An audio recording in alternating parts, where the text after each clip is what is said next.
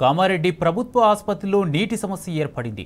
నీటి కొరతతో డాక్టర్లు డయాలసిస్ సేవలను నిలిపివేశారు. వాష్రూమ్లను కూడా ఉపయోగించే పరిస్థితి లేకపోవడంతో ఆసుపత్రి సిబ్బంది వాటికి తాళాలు వేశారు. మరోవైపు నీటి కొరతతో రోగులు తీవ్ర ఇబ్బందులు పడుతున్నారు. ఆసుపత్రికి ప్రతిరోజు వేల సంఖ్యలో అవుట్ పేషెంట్లు, వందల సంఖ్యలో ఇన్ పేషెంట్లు వస్తున్నారు. అయితే వారికి కనీసం తాగునీటి సదుపాయం కూడా లేకపోవడం పట్ల ఆగ్రహం వ్యక్తం చేస్తున్నారు.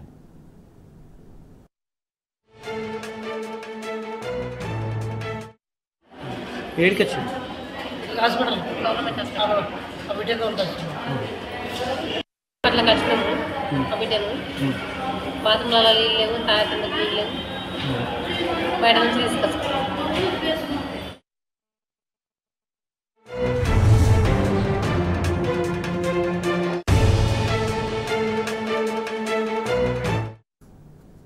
కామారెడ్డి ప్రభుత్వ ఆసుపత్రిలో నీటి సమస్య ఏర్పడింది.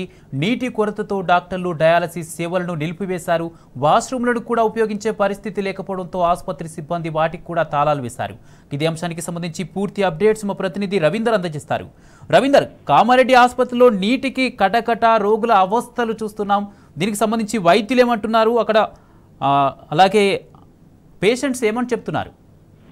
దాదాపుగా ఈ సమస్య ఏర్పడి 3 రోజులు అవుతుంది. ఈ నేపథ్యంలో కామారెడ్డి ప్రభుత్వ ఆసుపత్రిలో దాదాపుగా వందలాది మంది ఇన్ పేషెంట్లు ఉంటారు, వేలాది మంది అవుట్ పేషెంట్లు. ప్రతినిత్యం ఈ హాస్పిటల్ కి భారీ ఎత్తున క్యూ ఉంటుంది. ఈ నేపథ్యంలో దాదాపుగా ఈ సమస్య తలెత్తి అనేక రోజులవుతున్న పరిష్కారం మార్గాలు చూపలేదు హాస్పిటల్ సిబ్బందితో పాటు అక్కడ ఉన్నటువంటి వైద్యులు. ఇటు విపరీతమైన వాటర్ సమస్యతో నిత్యంగా కృత్యాలు తీసుకోవడం కూడా ఇబ్బందిగా ఏర్పడుతుంది. ఈ నేపథ్యంలో పలుసార్లు ప్రభుత్వ అధికారులకు, అదేవిధంగా ఇక్కడ ఉన్నటువంటి స్థానిక ఎమ్మెల్యేలకు, డాక్టర్లు కూడా మొరపెట్టుకోవడం జరిగింది. దయచేసి ఇక్కడ ఉన్న సమస్యలను పరిష్కరించాలి, రోగులు అనేక అవస్థలు పడుతున్నారు.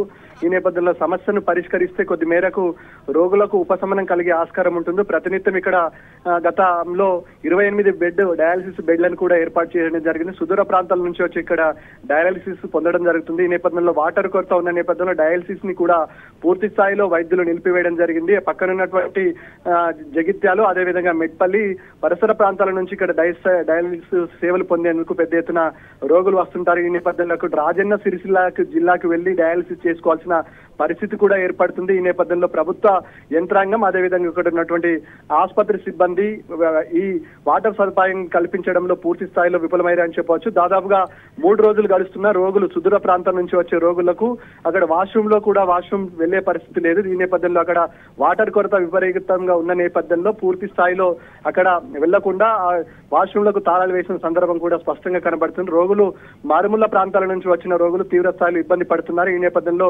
గోదావరి జలాలు హాస్పిటల్ కి గతంలో వస్తుంటే అటు మల్లన్న సాగర్ గుట్ట నుంచి కూడా ఈ మిషన్ భగీరథ వాటర్ సదుపాయం ఉంటుంది. కానీ అది ప్రణాళిక లేకుండా మిషన్ భగీరథ వాటర్ సదుపాయాన్ని పూర్తి స్థాయిలో అధికారులు నిలిపివేసిన సంఘటన కూడా స్పష్టంగా కనబడుతుంది. ఈ నేపథ్యంలో ఇక్కడ ఈ పరిస్థితి పైన ఈపాటికి ఎమ్మెల్యేతో పాటు పలువురు అధికారులకు కూడా వినియోగించిన పరిస్థితి కనబడుతుంది. ఈ నేపథ్యంలో ఇక్కడ వైద్యులకు కూడా ఈ నీటి కష్టాలు తప్పడం లేదు. ఈ నేపథ్యంలో అక్కడ ఉన్నటువంటి వైద్య సిబ్బందికి కూడా తమ లంచ్ చేయాలంటే కూడా ఇబ్బందిగా ఏర్పడుతుంది. నిత్యావసర వస్తువు కాబట్టి వాటర్ సదుపాయాన్ని తక్షణమే పునరుద్ధరిస్తే కొంతమంది రోగులకు ప్రత్యక్షంగా మేలు చేసిన వారైతారని ఈపాటికే రోగులు ఆవేదన వ్యక్తం చేస్తున్నారు. దాదాపుగా వేలాది మంది ఇన్ పేషెంట్లు ఈ హాస్పిటల్కి వస్తూ ఉంటారు, పోతూ ఉంటారు. ఈ నేపథ్యంలో కనీస సౌకర్యాలు తీసుకోవడానికి ఇబ్బంది అవుతుంది. ఈ నేపథ్యంలో ప్రణాళికలు రచించడంలో, ఆ ప్రణాళికలను ఇంప్లిమెంట్ చేయడంలో ఇటు ప్రభుత్వం పూర్తి స్థాయిలో విఫలమైంది. వైద్య ఆరోగ్య శాఖ కూడా తమకు ఏమాత్రం పట్టనట్టుగా వివరిస్తుంది. ఈ నేపథ్యంలో వైద్యులు కూడా ఆగ్రహం వ్యక్తం చేస్తున్నారు. గతంలో ఎప్పుడు కూడా ఇలాంటి పరిస్థితి ఉండేది కాదు.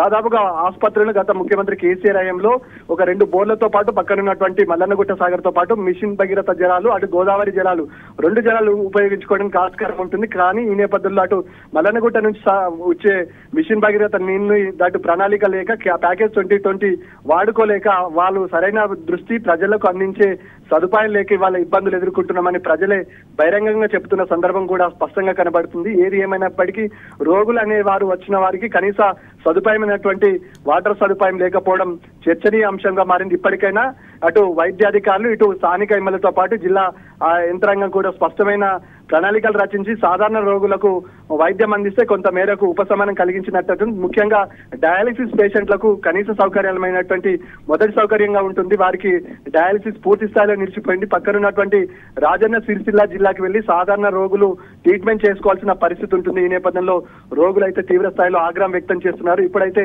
మిషన్ భగీరథ వాటర్ వచ్చే సదుపాయం కూడా లేదు. ఈ నేపథ్యంలో వర్షాలు కూడా అంతంత మాత్రాన ఉన్నాయి.